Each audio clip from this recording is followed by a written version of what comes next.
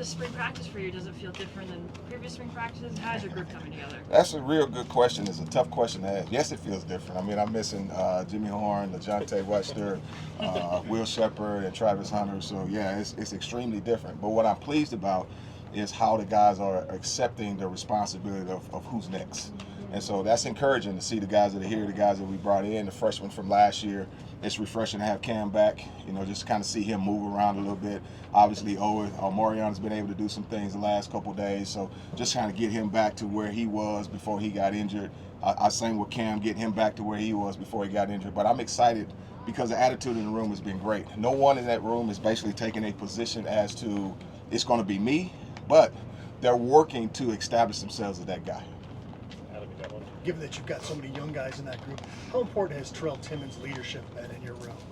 It's been very important for him to accept that role. But what I would prefer he do is basically, just work at being a better Terrell Timmons. Just constantly focus on himself. He could make some contributions to the group last year, but I just need to see him take that next step as from a production standpoint. He knows what he's doing out there. He has the ability to lead, but I like to see more production out of Terrell at this point. Coach, with Omarion, over the last couple of years, we've seen a couple different spurts with him, but obviously that consistency, staying healthy, things like that. What does he have to do to become that one type receiver that he looks like he can be? Just get in the weight room with Coach Swayze and fall in love with the process in there, because that will help him stay on the field and play more consistent for us on the football field. I think he's done a good job of that. I think Coach Swayze and his staff has done a good job of embracing that with him, because we had a conversation when he first got here. He's my meter in the room, so if I see him taking strides and bettering himself, it just lets me know that everybody else in the room is going to be that much better. But he's my barometer at this point. Jake, go ahead.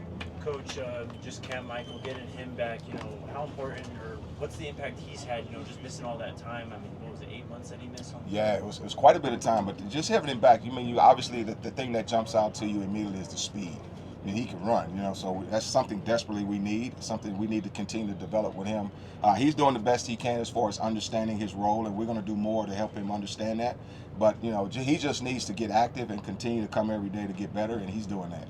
Scott, go ahead. Hey, Coach Prime told us a couple weeks ago that he's really just been impressed with Isaiah Harge and him coming kind of in his own in the slot position. What have you seen from him this spring? We've obviously seen flashes in the game, but there's a reason why he was in a great jersey. I mean, because that kid is ultra talented. He can play both sides of the ball. He has a dedication to the game. He's committed to football. He loves the process. A lot of guys like the end result, but nobody likes the process. But he embraces the process and he does the work. And he's somebody that the more he's with us, the better he gets. He improves every single day. So I'm excited about him and his development. I do see him as a guy that can replace some of that production on the inside between LaJohntay and Jimmy. So I'm excited about Isaiah and looking forward to his development moving forward. Yeah, when you went out to the portal, what were the specific traits? What were the specific things you were looking for? And are you still looking for some of those things? We're always looking, all right? Because we got to keep pressure on these guys because of the way the portal works and the way things are, they're looking. so we have to continue to look too. But I think the main thing is just looking for chemistry guys that fit who we are, that fit our culture. I think the biggest message we've tried to convey to everyone that comes here on a visit is, this is a different place. I mean, our head coach and the things that expectations here are high. This is not a developmental place. So you have to have the right mindset in order to come in here and be counted on, okay? Because the expectations at a whole nother level. Every play here matters. And so that's what we're looking for besides talent.